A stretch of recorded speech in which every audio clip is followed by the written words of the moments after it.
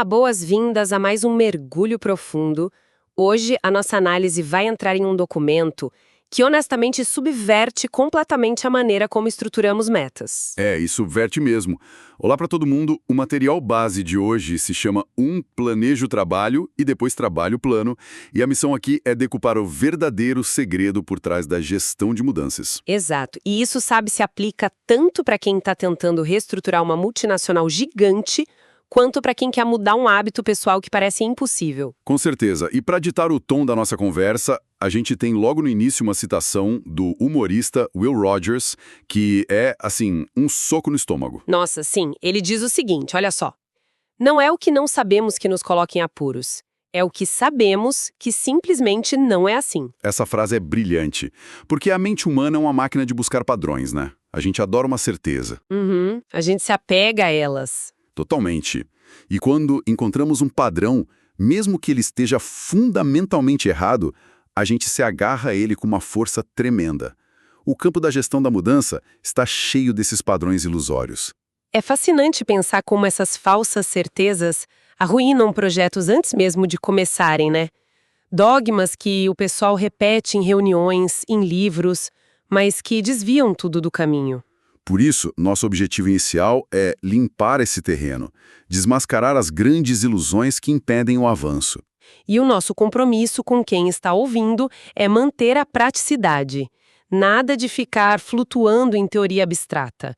Vamos entregar uma lente nova para enxergar resultados, sem aquela sobrecarga de informação. Perfeito. Vamos direto aos 4 grandes mitos que a pesquisa lista. Aqueles que costumam ser a ruína de qualquer tentativa de mudança. Certo, vamos desvendar isso. O primeiro mito é aquela ideia super enraizada de que a crise garante a mudança. Sabe? A ideia de que a pessoa só muda quando a água bate no pescoço. É o senso comum clássico, mas os dados trazem um choque de realidade gigante. Sim, o texto traz uma estatística médica chocante. 90% dos pacientes que passam por uma cirurgia de ponte de safena, que é um cenário de quase morte, acabam voltando para os estilos de vida não saudáveis. 90%.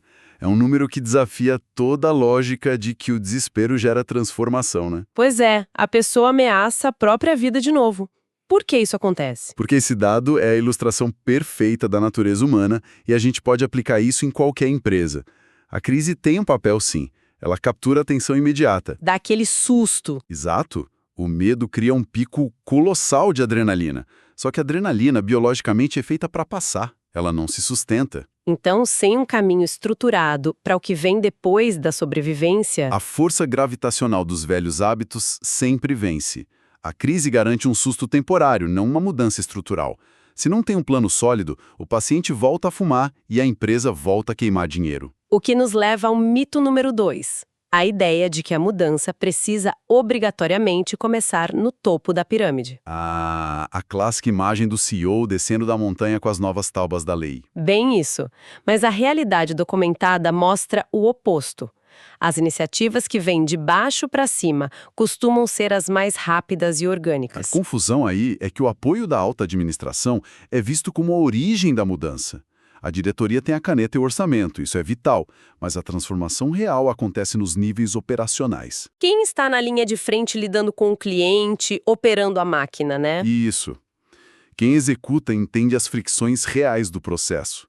Uma imposição de cima para baixo é lenta, porque encontra resistência e desconhecimento prático.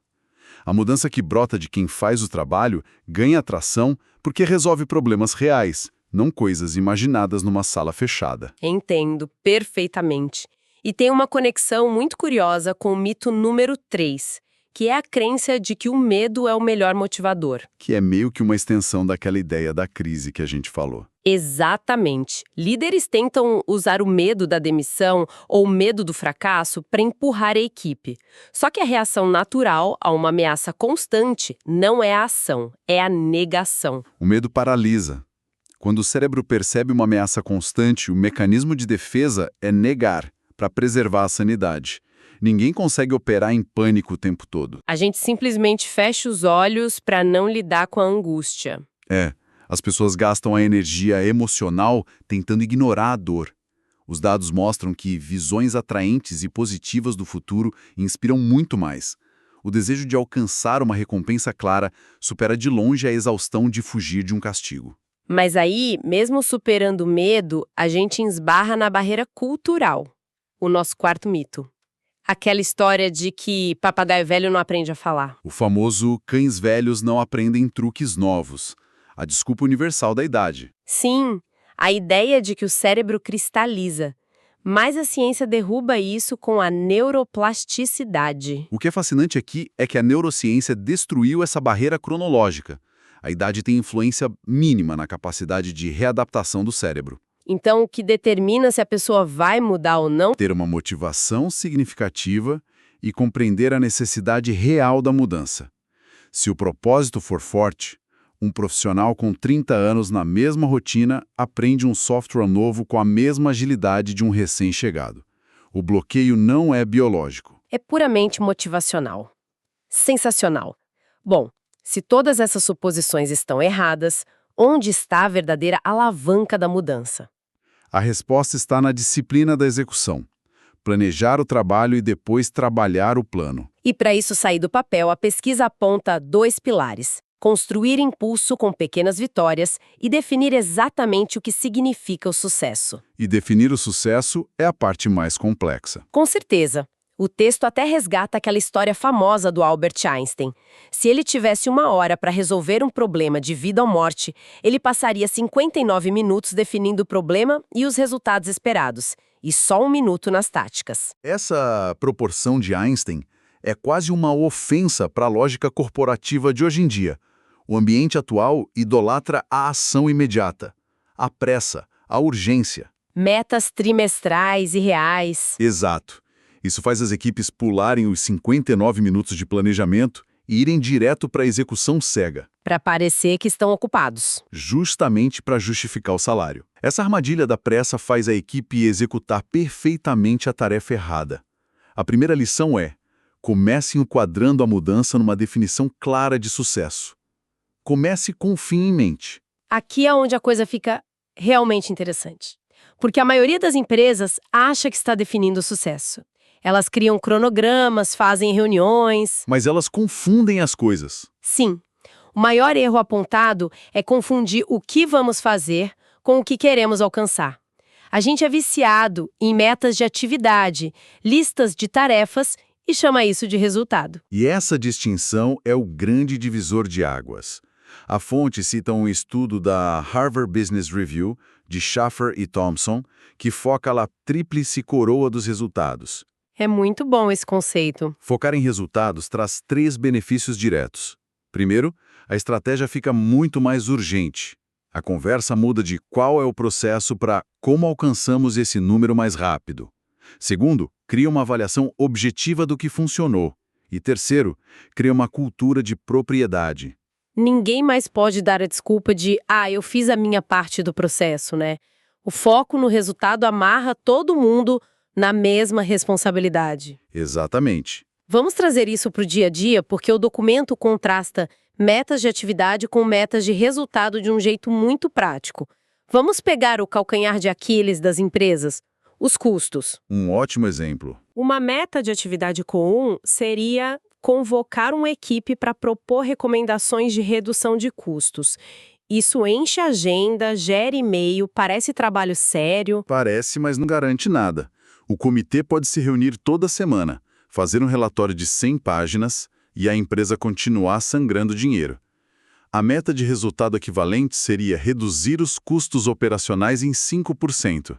A diferença é brutal. E é para ser. A meta de 5% obriga a equipe a sair da teoria. Eles testam cortes, medem o impacto e ajustam a rota. O relatório não importa. O que importa é o dinheiro no caixa. E se a gente olhar para a ponta oposta, a receita? Uma meta de atividade em venda seria desenvolver um plano para ampliar os serviços de buffet e gerar receita fora da loja. De novo, criar um plano é zona de conforto. Você gasta meses fazendo slides. E os slides não pagam salários. Jamais. A meta de resultado seria aumentar a receita fora da loja em 15% neste trimestre. O plano de negócios é só uma atividade. Se a receita subir só 2%, o projeto falhou. Com o alvo de 15%, a equipe pivota rápido, liga para clientes em vez de revisar planilhas. É muito claro para vendas e custos, mas a fonte também entra em áreas mais nebulosas, como recursos humanos. Na gestão de benefícios, por exemplo, uma meta de atividade seria reestruturar o processo de seleção de benefícios de saúde. Soa vital, né? Soa. Mas reestruturar por reestruturar só troca uma burocracia por outra. A dor real é que os funcionários perdem horas com formulários confusos. A meta de resultado tem que ser reduzir pela metade o tempo de escolha do funcionário. Devolver tempo de vida para a pessoa. Exato. Reestruturar é bastidor. O tempo economizado é o valor gerado. E tem aquele outro exemplo clássico de RH, a meta de fazer da unidade um excelente lugar para trabalhar. A empresa coloca uma mesa de ping-pong, dá lanche e acha que resolveu. Porque é muito fácil cumprir a atividade do ping-pong. O difícil é avaliar um excelente lugar. A avaliação abstrata é o refúgio de quem não quer ser medido. Como seria a meta de resultado, então? Melhorar a taxa de retenção dos principais colaboradores em 10%. Dizer que o ambiente é bom é subjetivo. Agora, talento recusando proposta da concorrência para ficar na empresa é um fato tangível. Faz todo sentido. O último exemplo foca na inovação.